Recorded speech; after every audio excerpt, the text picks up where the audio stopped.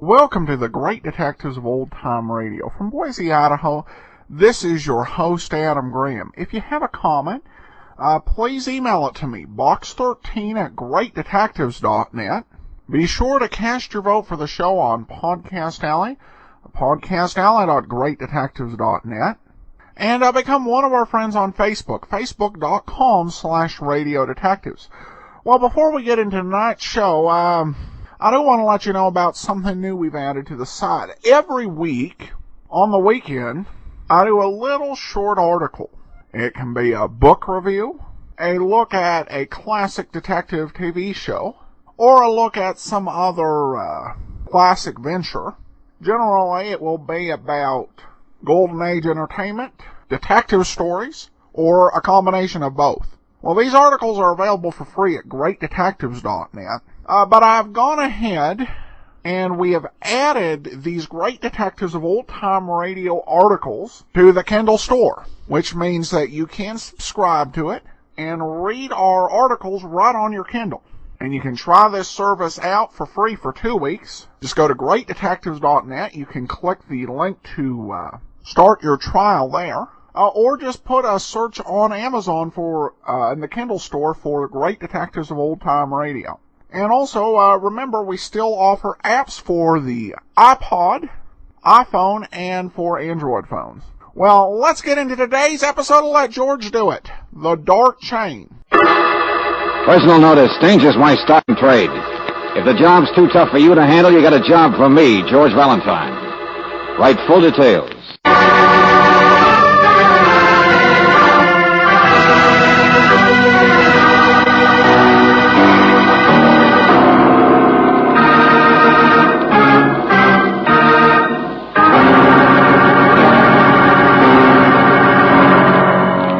Standard of California, on behalf of independent Chevron gas stations and standard stations throughout the West, invites you to Let George Do It.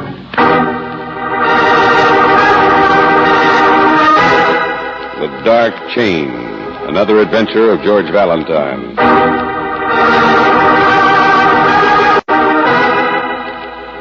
Dear Mr. Valentine, perhaps if my husband were still alive, I wouldn't need your help. He was the strongest man in the entire county, but he's been dead a long time now, and his brother, who manages the farm, can't see any farther than the cows and horses and the fields and the bright side of everything. Now, Buddy, please, just play with your toys, dear. Oh, here, I'll open that safety pin for you. Can't you manage? Now, you'll be quiet, won't you? There is no bright side, Mr. Valentine, when my only neighbor for miles should be in prison. And unless he's put there soon, heaven knows what will happen. Buddy, you'll tear it. Now, that's your nice dog doll that Uncle Simon gave you for Christmas. Can't you? There, that's better. I'm not begging for sympathy, Mr. Valentine, but I'm a woman who already has all she can bear. All the sorrow and the tragedy and the burden. Buddy, don't do that to your dog. It's your doll. Buddy, don't. Now, don't. Go outside, dear. Go outside, won't you? Go and see if you can help in the fields. I like my chickens. Don't you, Mama? Of course, Buddy. I wouldn't hurt my chickens. Would you? Dear, please. All right, Mama. Bye. Please help me, Mr. Valentine. Sincerely, Mrs. Purcell.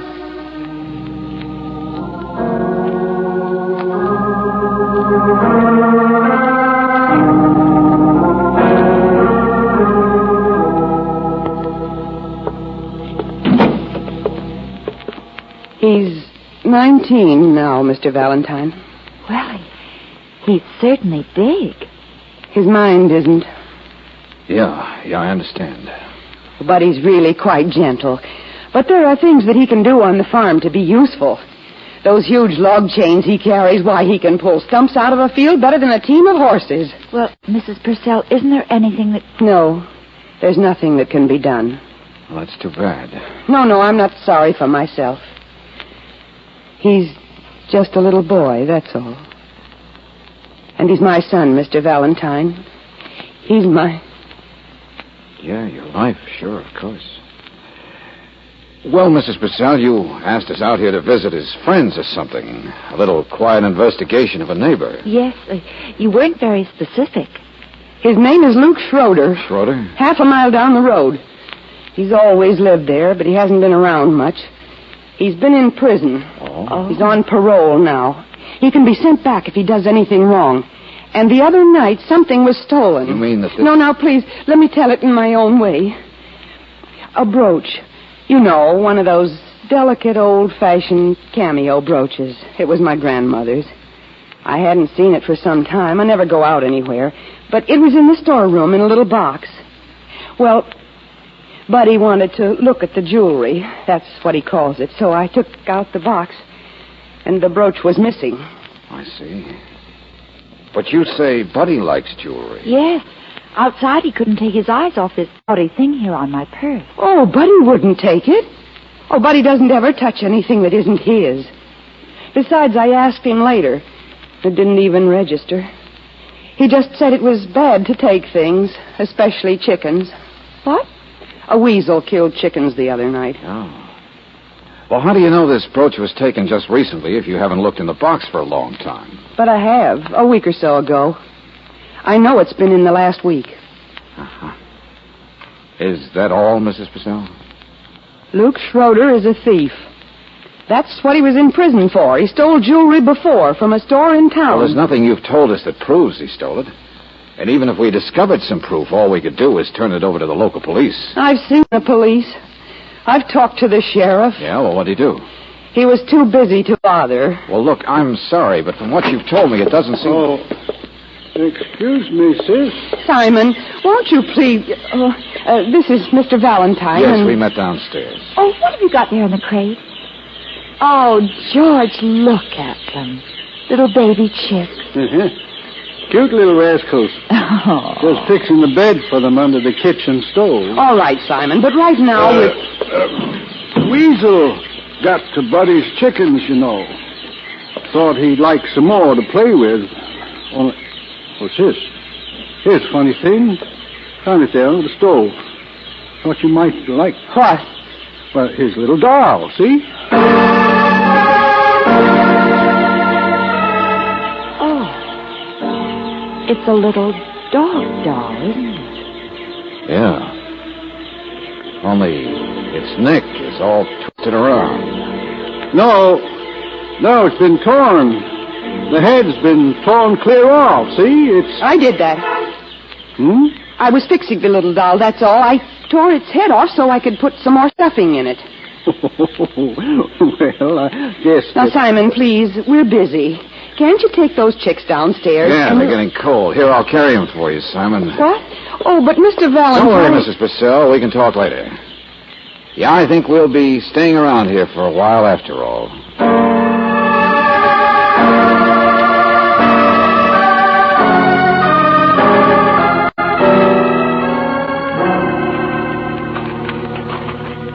Oh, there's a bright side to Buddy, Mr. Valentine. You mean because at least he's able to help you here on the farm? Oh, not much.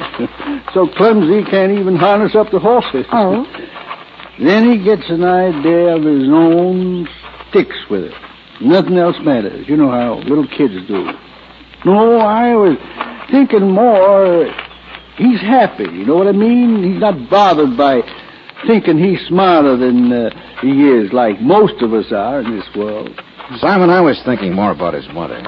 Upset, ain't she? Yeah, that's right. I used to think it'd be less strain on her if we put the boy in one of those homes or something, but she bristles out like a porcupine if you ever mention I'm upset right now about something. Oh. Well, I'm glad you're here. Friends are good. She needs friends. I don't know what it is, Mr. Valentine. She is upset bad. I suppose maybe it's only she has trouble seeing the bright side. What's the matter?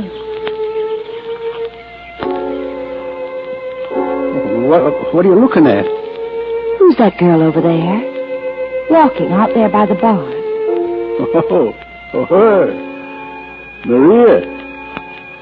Maria? Luke Schroeder's wife, down the road. Oh? Something, ain't she? Yeah. Luke's wife, huh? If you'd like to take a little walk around, I can... No, thanks. We'll look at the farm later, Simon. I've got a couple of things to do right now. Well, George, if you want to talk to Luke's wife... Come on. Where's your uncle, buddy? I don't know. What are you doing? What's the matter, cat? Got your tongue? You go away. Why? It's a free country, isn't it? I don't like you. I said... You do like those chains of yours, don't you? These? I can pull stumps right up out of the ground. I can... I bet you can't throw them all the way across the barn. I bet I can. I bet I can. I bet I can. See? That's better. You are a strong little boy, aren't you? Buddy, not a little boy. Why don't you like me? You got yellow hair. Mm-hmm. I just washed it, too. And I got a new dress on with a sparkly belt, see? Why don't you like me, buddy? Maria. Yes, buddy? Do you belong to Luke like my chickens belong to me? Stop laughing. I'm sorry, buddy. I told you it's a free country, isn't it? Stop laughing. It's not funny. They're dead. What? My chickens are dead in the nighttime. They're all dead. And when you're dead, you don't breathe anymore. I hate you. Buddy, what are you talking about? Tell me. Oh, George. Come on, buddy, what is He's crying. I realize it's you, buddy. Oh, George, that girl's the most awful. All right, get out of the way. Huh? Go on, I said get out of the way, whoever you are. Slow down, Buster. Where is she? Where is she? Come on, Angel. We're in the town. Yeah? I was just wondering when you were going Get back to the house. Get back home. What? Your supper's ready, Luke. It's already just waiting, and it's... Hey, who are they? We're friends or buddies, Mrs. Schroeder. Stay out of this, mister. Go on, Maria, beat it. I will not. You got a fine lot of nerve in front of people. Hey, yo. You hear me? How do you like that, mister? How do you like a... Yeah, he's real tough, isn't he, I Les? said stay out of it. Cool off, you big mug. I'm going. Bye. Well, so you're the great Luke Schroeder. Yeah. I know who you are, too, Mac. Now you beat it. No, don't go away, mister. Don't go away, mister. Don't go away, mister. Don't. Shut up. Shut up, you crazy idiot. Buddy, leave Luke alone. Oh, mister, just leave me alone with this freak. Buddy hates You're not Luke. going to argue with me now, That are way, you, Angel. Angel? It's not going to do you any good. Buddy hates Buddy, Luke. stop it. Buddy hates Buddy, it's all right. Stop it. Buddy hates You be quiet, Luke. buddy. It's all right, buddy. Buddy hates Luke. Come on, get out of Buddy here, Angel. hates Buddy, stop it. Come on, Luke. Come on, run, will you? Run!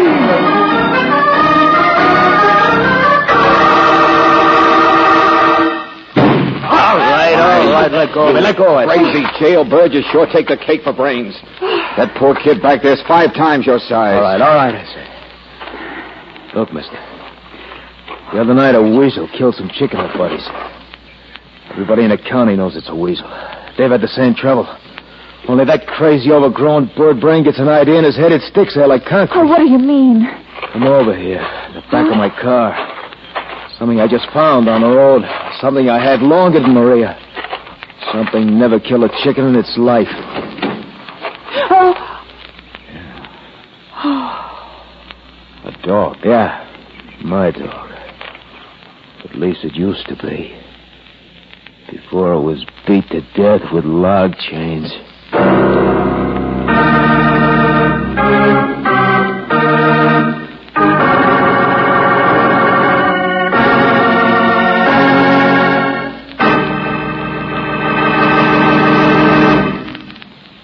return to tonight's adventure of George Valentine in just a moment. No one likes to get up and get going on a chilly fall morning, and your car is no exception. For the gasoline in your car is sensitive to the weather, too. But it's no problem when you use Chevron Supreme gasoline. It's climate-tailored. Based on year-round weather reports, it's tailored to each different season and to the different altitude and temperature zones throughout the West. That's why you can count on it for faster starts every time, for faster, smoother pickup in traffic, and for extra ping-free power on hills. Try a tank full of Chevron Supreme tomorrow. Right away, you'll notice how much better your car responds to this premium quality gasoline. You can't buy a better gasoline for today's high-compression engine. Ask for Chevron Supreme at standard stations and at independent Chevron gas stations where they say and mean we take better care of your car.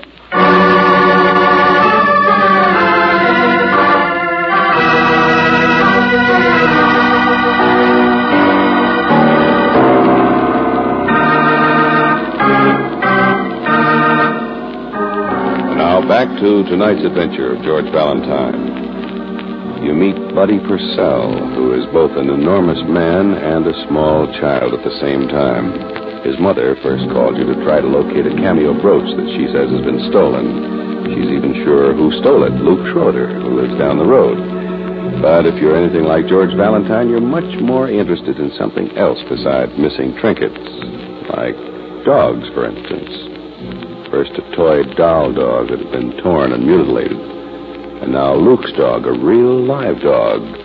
Only not anymore. Yeah. Well, there it is, Angel. Those log chains he lugs around are dark in a couple of places. Dried blood. Well, look now. How about it, buddy? Come on, kid. How about it? I don't think he even understands us, Mr. Valentine. Well, look, kid, you're a big boy now.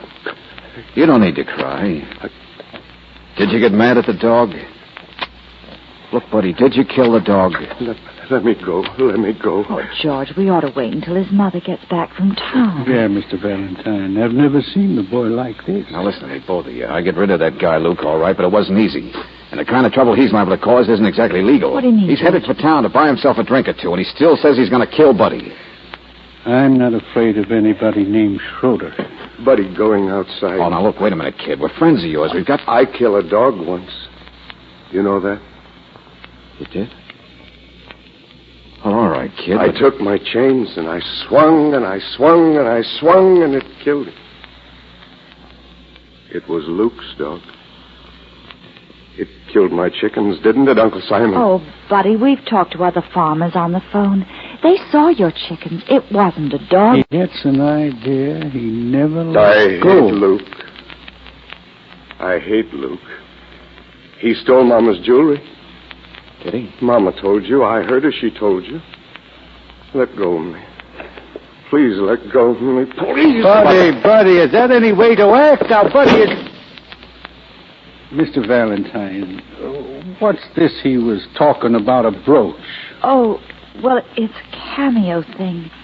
Mrs. Purcell said it was stolen. She thought Luke Schroeder took it. Cameo? Uh-huh. Maybe Luke did. I saw a cameo just yesterday. Girl wearing it. What? Mm-hmm. It was Luke's wife. That Maria. Say, ain't she something, though? Yeah. Something is something, all right.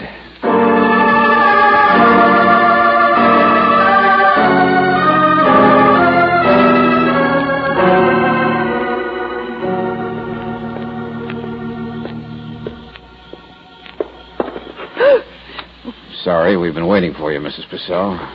Have you? Yes, I think it's time we had a little talk about Buddy. I'm so late getting back. It's so late, serving supper. You haven't had a thing to eat. Oh, we don't mind. Sit down, won't you, Mrs. Purcell? No, not now. Excuse me. I'm sorry, Mrs. Purcell. You got us out here with a story about a brooch being stolen. Maybe by Luke Schroeder. And maybe Luke did take it, I don't know. Of course, Mr. Valentine, that's right. The only reason you pointed a finger at him is because you want to get rid of him. Get him out of the neighborhood. Is that right? He's a troublemaker. You mean for Buddy, he is. He teases him. He picks on him like a bully. Yeah, I know. And his wife, Maria's no better. She could get anybody in trouble, even Luke. But the person you're really afraid of is Buddy himself. What? You're afraid of his violence. No, he's always been so kind, so calm. It's just that Luke is... Oh, well, Luke, he's on parole. I can see the sheriff about him. I don't like guys who pull knives on people anyway. But what I mean is, you'd better be thinking of doing something about Buddy. No, What's that? Well, it's just the wind outside, that's all. Hey, I guess you've lived in fear, haven't you? In fear of the things your own son might do, and nobody's big enough to stop him from. Oh, please, not now. Please, Mr. Valentine, I don't like please. what I'm saying, but it seems... George, wait a minute. Mrs. Purcell, where have you been? What? Oh, I know you've been in town shopping. But I heard your car drive up quite a little while before you came inside here. Oh, leave me alone. And you've been so frightened just now that you've hardly heard it. Where were you? What's happened? Nothing. Leave me alone, both of you. Mrs. Purcell, you've also kept your hand in your pocket. Why? No, leave me alone. I have to... George. Oh. George. A cameo brooch. So that's why you had your hand in your pocket.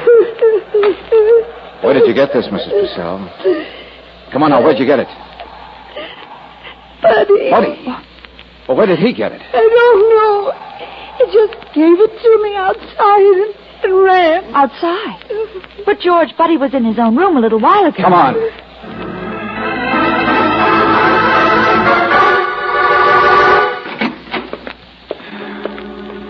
Well, he's not back here yet. He's still outside. George, what's that? Wait a minute. Another doll. Oh. Yeah. A little girl doll. And Brooksy, its head. Look, its head's all twisted. It's all... The brooch. Brooch. And the doll. Maria!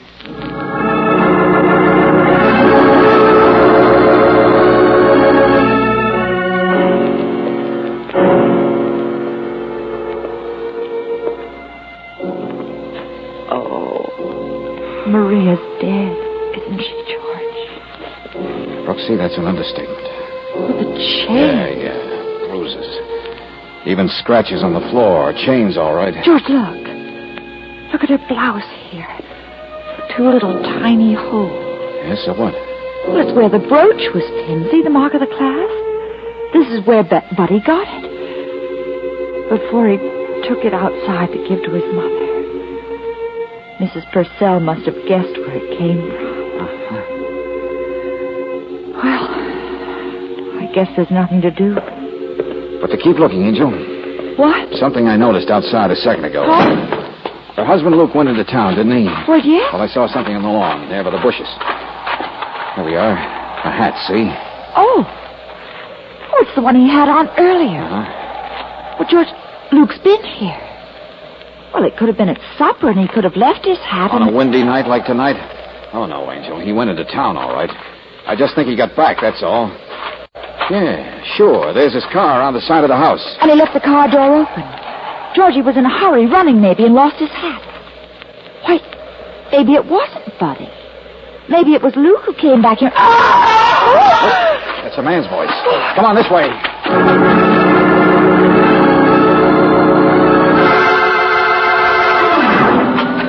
There he is.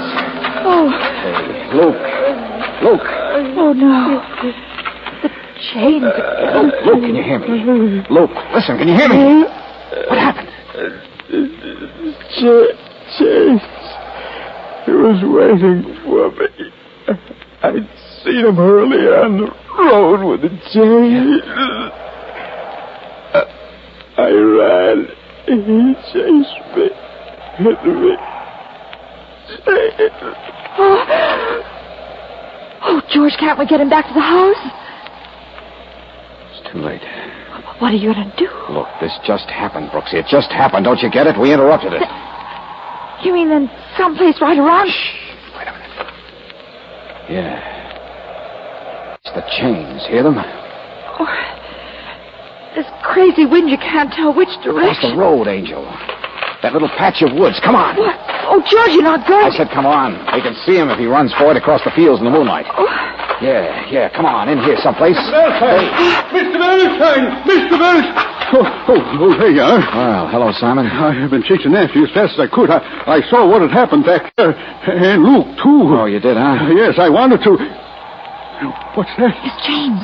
George. Yeah, still in there. The woods. Huh? Come on now. A little more to the left, I think. Mr. Valentine, you're not going after Buddy when he's like this. Why not? George. But we can get the sheriff here in half an hour. Buddy wouldn't have time to leave the property. He wouldn't even know enough to. Right now, we only have to search a tiny patch of woods. But, George, there's no one else he can hurt except us. Oh, we're crazy. 5 times as strong as an ox, Mr. Valentine. You've seen it yourself. We can't handle him. He's clumsy. What difference does that Oh, make? George, please don't. He's moving. Listen. No, he's not. He's back to the right again, through here. I still say he's clumsy. He's got hands like baseball gloves. Mr. Valentine. So clumsy he can't even harness up the horses. He's closer, George. You know, I'll bet Buddy can't even open a safety pin. What? Can you imagine what he'd look like trying to unfasten the pin on a delicate cameo brooch? Huh? How about that, Simon? You should have torn off Maria's blouse. It would have looked more like Buddy did it that way. George. That's the way you wanted everything to look, isn't it? But you made that one little mistake. What did you do after you killed her and took the brooch? Just give it to Buddy, knowing no one would believe where he got it? I don't understand. Mr. Valentine, the chains. He's right in here with the chains. Oh, yeah, sure, Buster. The chains are the weapon, all right. That's why I'm going after them right now instead of later. In a little tiny patch of woods, a man couldn't run away without being seen. But he could come out of the woods and pretend he came from someplace else like you did. No, I didn't. Buddy's right there. Look If out. I search those woods and don't find Buddy, and instead I find... Sure, there they are. The chains, Simon. Right where you left them. Hanging on a branch, swaying in the wind. Oh, no, you don't, Buster. I guess you don't mind if I use the chains to tie you up.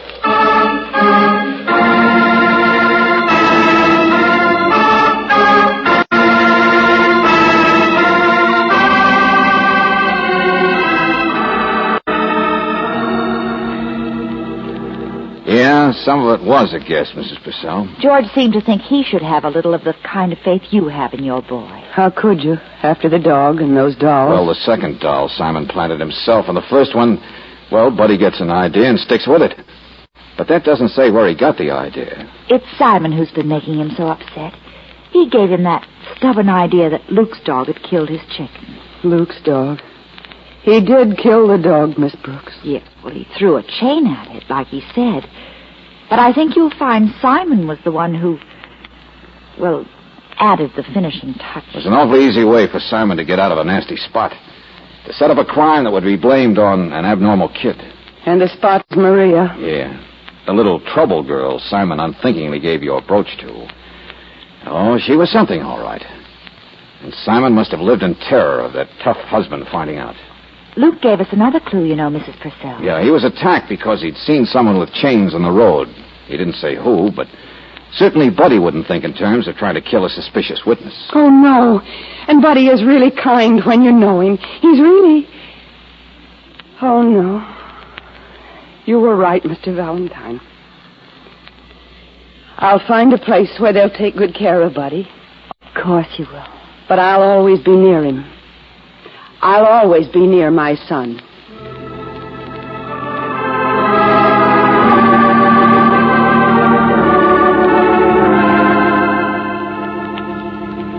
Oh, but I wish there were a happier ending for her, George. Oh, I don't know, Brooksy. Remember what Simon said? At least Buddy's not bothered by thinking he's smarter than he is, like most of us are. Well, yes, but Mr. Valentine. Wait a minute, Mr. sir. Valentine. Mr. Valentine. Goodbye. Goodbye. I hope you have a nice time. Hope you be happy. Oh. Thanks, Buddy. Same to you.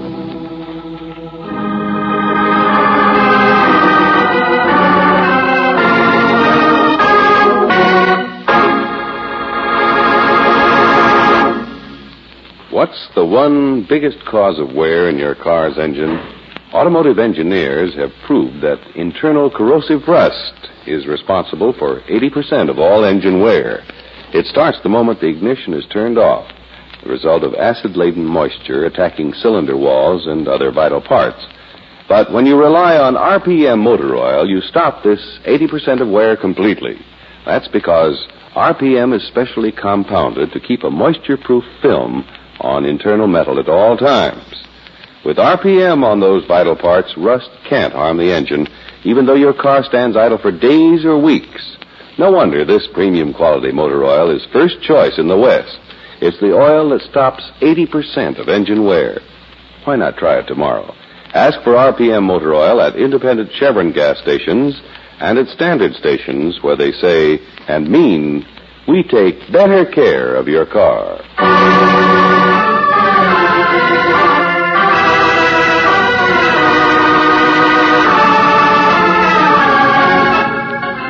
Tonight's adventure of George Valentine has been brought to you by Standard of California on behalf of independent Chevron gas stations and standard stations throughout the West. Robert Bailey is starred as George with Francis Robinson as Brooksy. Let George Do It is written by David Victor and Jackson Gillis and directed by Don Clark. Also heard in the cast were Georgia Backus as Mrs. Purcell, William Boucher as Buddy, Louise Arthur as Maria, Herbert Butterfield as Simon, and Tony Barrett as Luke. The music is composed and presented by Eddie Dunstetter. Your announcer, John Heaston. Listen again next week, same time, same station, to Let George Do It. This is the Mutual Don Lee Broadcasting System.